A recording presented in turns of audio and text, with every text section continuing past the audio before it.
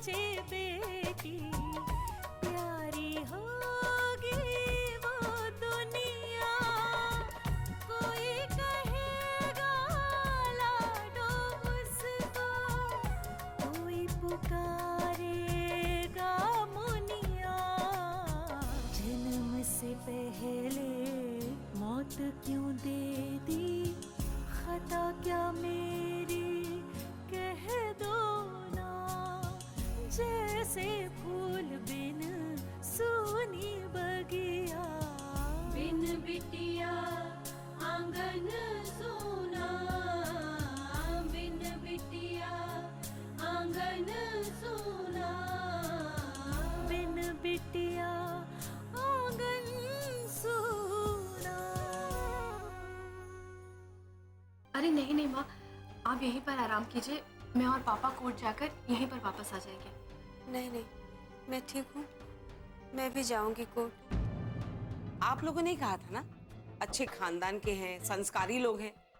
ऐसे होते हैं संस्कारी लोग, दूसरों के घर में चोरी करते हैं। ऐसा नहीं है माँ, ठाकुर साहब ने उन्हें फंसाया है। क्या हुआ अनुष्का जी? वही हुआ वीरेन जी जिसका डर था। इतनी चौकसी के बाद भी सर जो भाग गया। लेकिन ये सब हुआ कैसे? सब कुछ ऊपर वाले पर छोड़ दीजिए सुशीला जी, उसने दर्द दिया है, दवा भी वो ही देगा।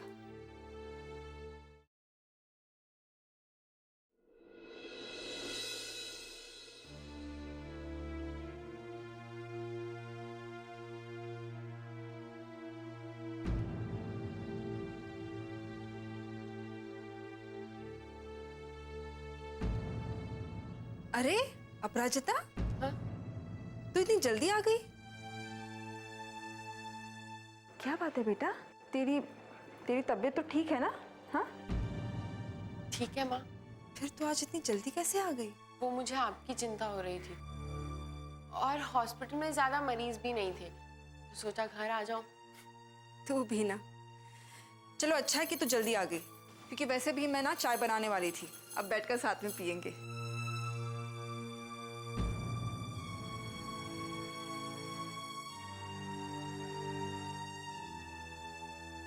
अच्छा एक काम कर, तू जल्दी से जाके ना अपने नानू को बुला ला, जा।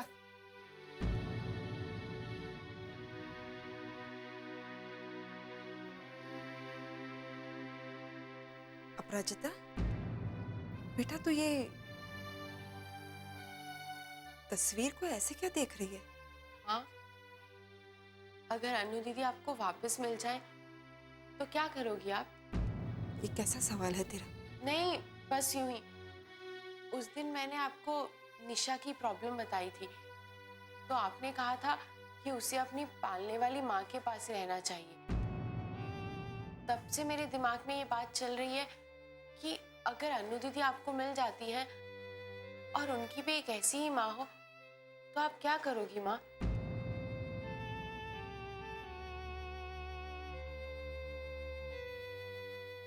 मैं? अरे आज मेरी लाडली ऑफिस से जल्दी आ गई। जी नानू, वो आज मन नहीं लग रहा था तो सोचा आपके साथ जाके थोड़ी गपशप करते हैं।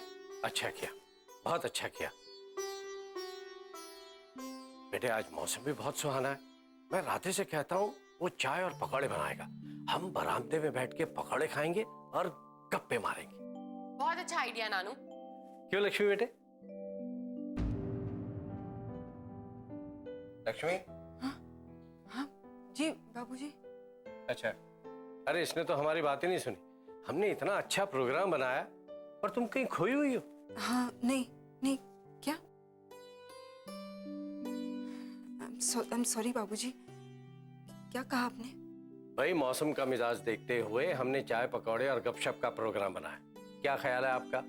हाँ अच्छी बात है बाबूजी, मैं पकौड़े बना लाती हूँ। अरे तुम क्यों बनाओगी?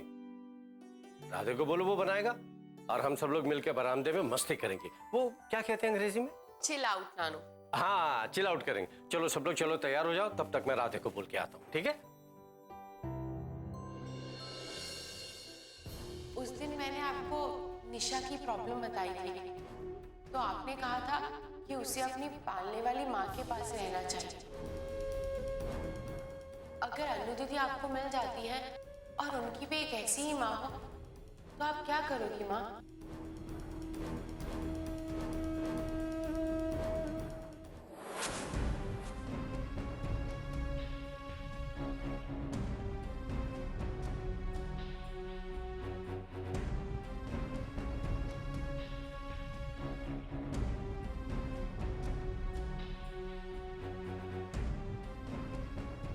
कोर्ट की कार्यवाही शुरू की जाए। जज साहब, पिछली बार मेरे काबिल दोस्त ने यह कहा था कि कोई सरजू नाम का व्यक्ति है जिससे मानसिंह जी ने यह काम करवाया है। मेरी दरख्वास्त है कि सरजू को अदालत में पेश होने के लिए कहा जाए। डिफेंस को आदेश दिया जाता है कि सरजू को कोर्ट में पेश किया जाए।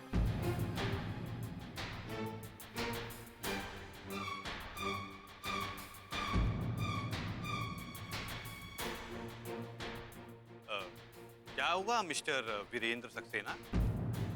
बुलाइए सरजू को। हम भी तो देखे कि वो दिखते कैसे हैं।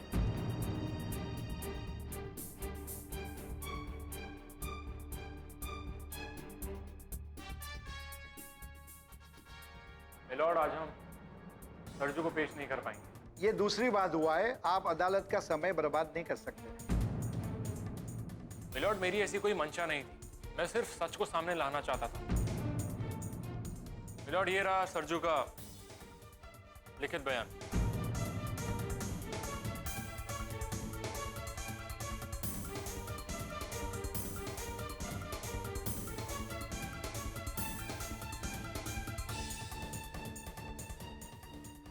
झूठ है।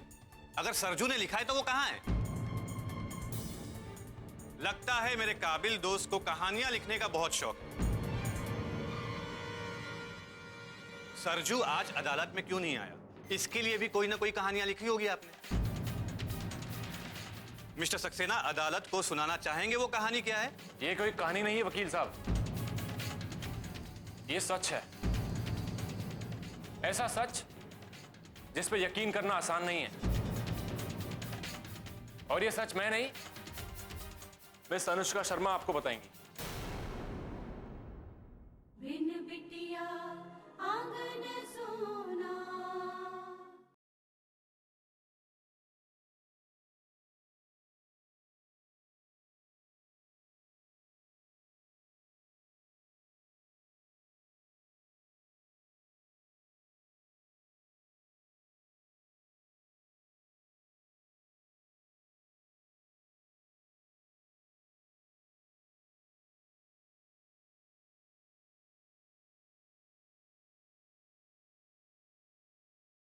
बिन बिटिया आंगन सोना।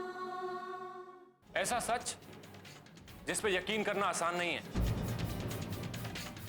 और ये सच मैं नहीं, मिस अनुष्का शर्मा आपको बताएंगी, क्योंकि सरजू कल रात को इनकी कस्टडी में था।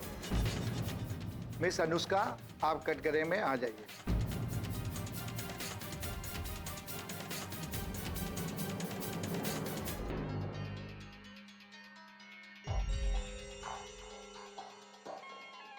मैं गीता पे हाथ रखकर कसम खाती हूँ, जो भी कहूंगी सच कहूंगी, सच के सिवा कुछ नहीं कहूंगी।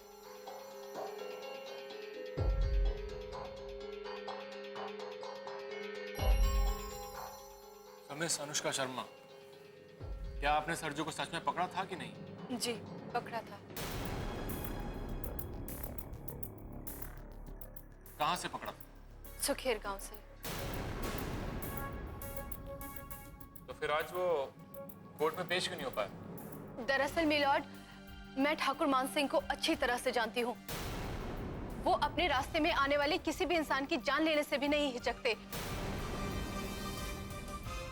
वो जान गए थे कि मैंने सरजू को गिरफ्तार कर लिया है।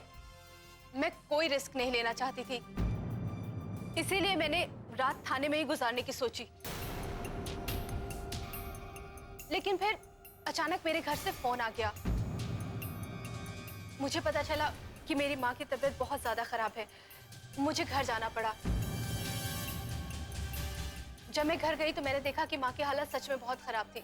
मुझे उन्हें हॉस्पिटल लेकर जाना पड़ा और इसी वजह से मैं रात को थाने में नहीं पहुंच पाई। और सुबह जब मैं थाने पहुंची तो मैंने देखा कि हवलदार श्रीराम और सुखदेव दोनों बेहोश पड़े थे और सरजू हवालात से गायब था। जज साहब, सरजू को किडनैप कर लिया गया है, इसलिए हम आज उसे कोर्ट में पेश नहीं कर पाए। Your witness.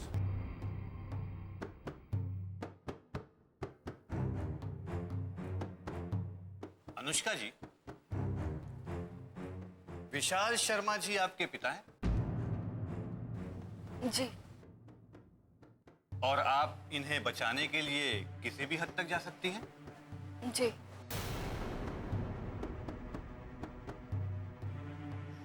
Point to be noted milord. Anushka ji अपराधी को बचाने के लिए किसी भी हद तक जा सकती, इसलिए उन्होंने एक मनगढ़ंत कहानी बनाने के लिए सरजू नाम का एक किरदार रचा और उसे कोर्ट में न पेश करवाने की सूरत में दिलचस्प कहानियां बनाई। ये झूठ है जज साहब, मैं एक पुलिस ऑफिसर हूँ। सच्चाई के लिए लड़ना मेरा पहला कर्तव्य है। बिजौलिया गांव में ठाकुर मान सिंह का आतंक रोकने की मैंने कोशिश की थी। उसी के लिए इन्होंने मुझे बर्बाद करने के लिए यह साजिश रची है।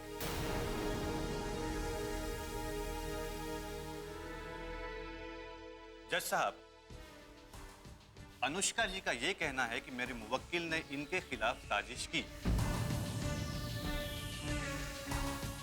तो मैं विशाल जी से यह पूछना चाहूंगा कि मानसिंह जी खुद आए थे इनके घर नौकरी देने? ये नहीं जज साहब, मैं गया था उनके घर नौकरी मांगने के लिए। जज साहब, तो बात यहां आईने की तरह साफ हो जाती है। मिस्टर विशाल को यह पता चल गया कि ठाकुर साहब बहुत शक्तिशाली है, उनके पास बहुत धन दौलत है और बहुत अमीर इंसान है। इसलिए उसने ये योजना बनाई कि उनके घर चोरी करने की, जिसमें वो कामयाब भी हो गए। नहीं जज साहब, ये सब झूठ है। ये सब लोग मिलकर मेरे पति को फंसा रहे हैं। मेरे पति ने कोई चोरी नहीं की, निर्दोष है जज साहब। इन्होंने कुछ नहीं किया जज साहब, इन्होंने कुछ नहीं किया, इन्होंने कोई चोरी नहीं की है, निर्दोष है। Order order. अनुष्का जी, आप जा सकती हैं।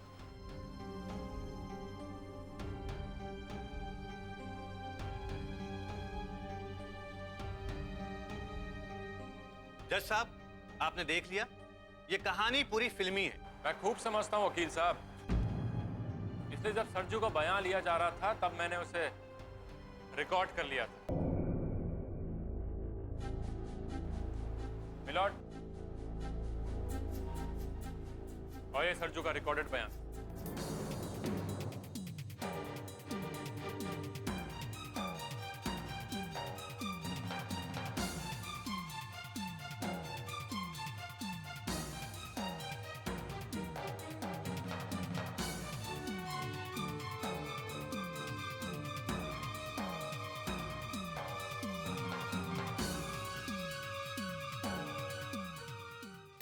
मिलॉर्ड, इस रिकॉर्डिंग में सरजू ने साफ साफ कहा है कि इसने जो भी काम किया है ठाकुर मान सिंह जी के कहने पर किया है। बिन बिटिया आंगन सोना।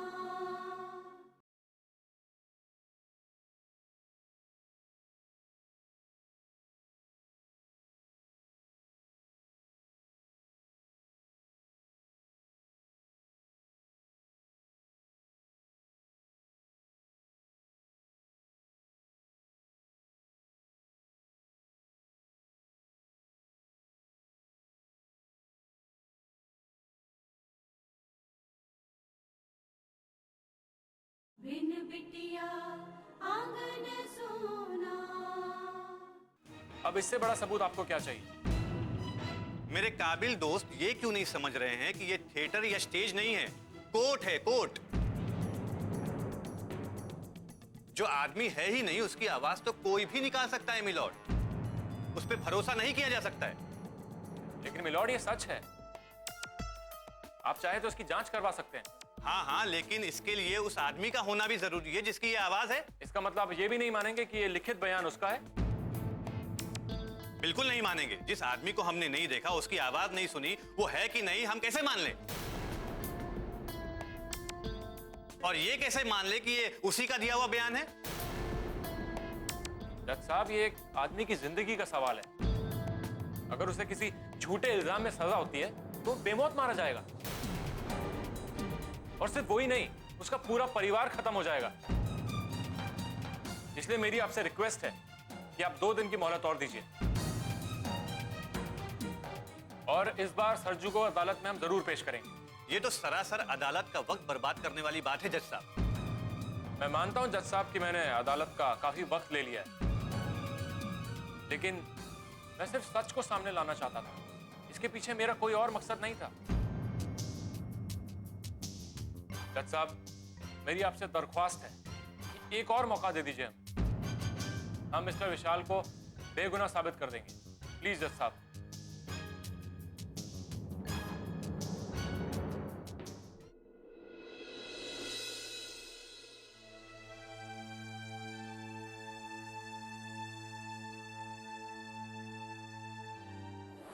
उसके माँ बाप ने बचपन में ही उसे किसी को गोद दे दिया था, लेकिन अब माँ उसे अपने असली माता पिता का पता चल गया है।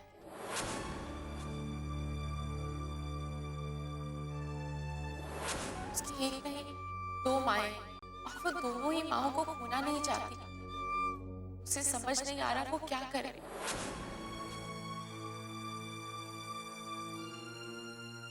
इस बारे में तो मैंने कभी सोचा ही नहीं था।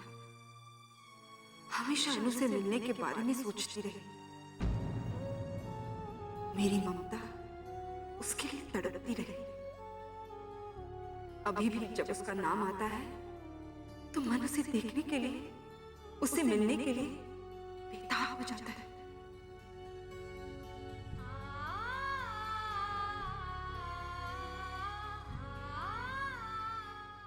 मगर जिस दिन वो मिलेगी उस वक्त क्या हालात होंगे ये कभी सोचा नहीं मैंने। निशा के बारे में जब अपराजिता ने पूछा तो कितनी आसानी से मैंने उसे दर्द देकर समझा दिया, लेकिन ये तो सोचा नहीं कि जब कभी अनु मुझे मिलेगी तो मैं क्या करूंगी।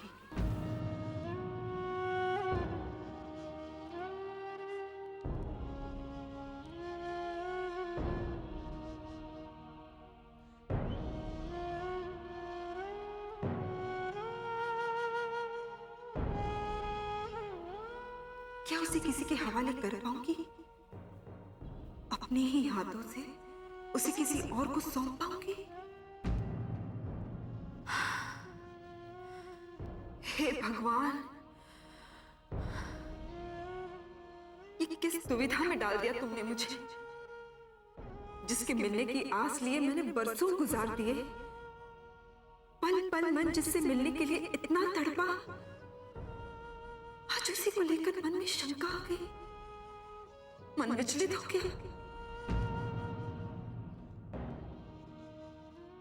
क्या करूं मैं भगवान, मैं क्या करूं?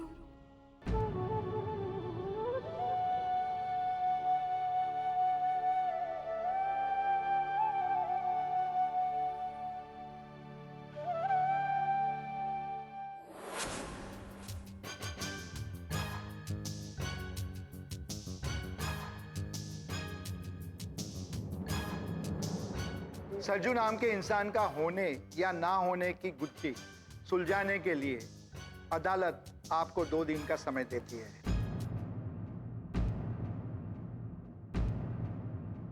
बिन बिटिया आंगन सोना।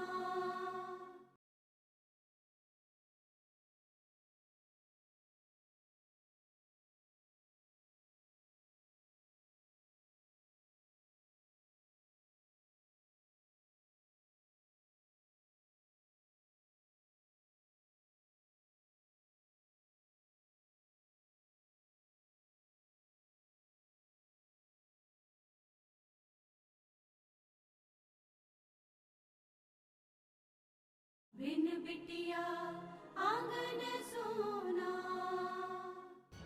सरजू नाम के इंसान का होने या ना होने की गुत्थी सुलझाने के लिए अदालत आपको 2 दिन का समय देती है।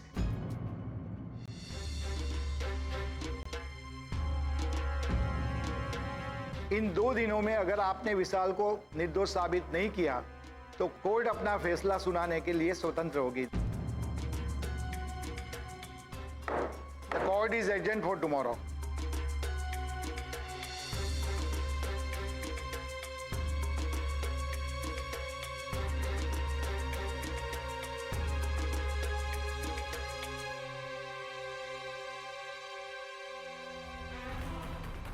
नहीं जीत पाओगे।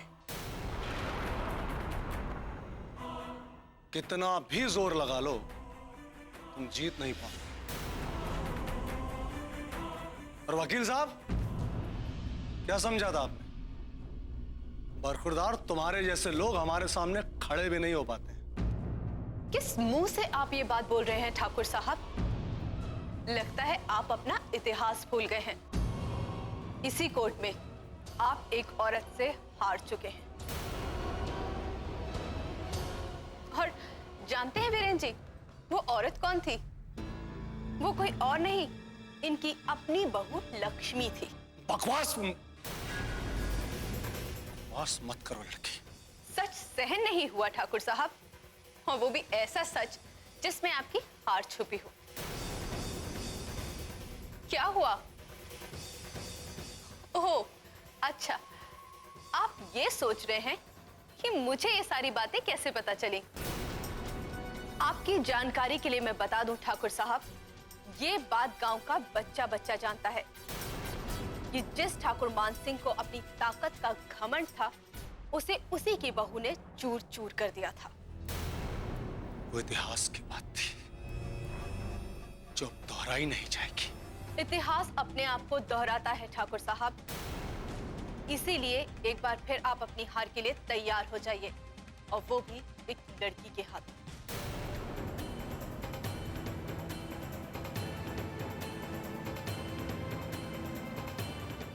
चलिए बाबा।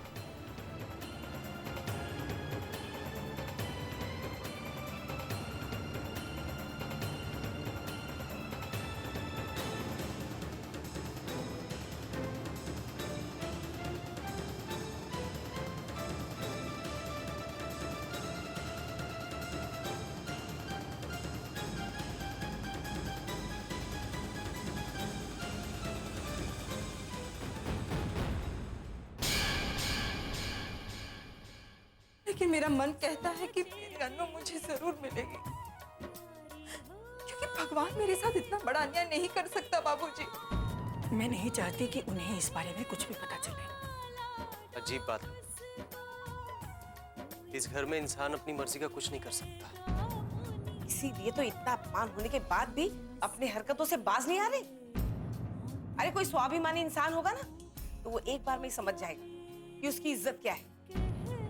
इस लड़की ने तो हमारा जीना दूभर किया हुआ ही है, लेकिन वो लक्ष्मी ने भी अब तक हमारा पीछा नहीं छोड़ा। अब लक्ष्मी ने क्या किया?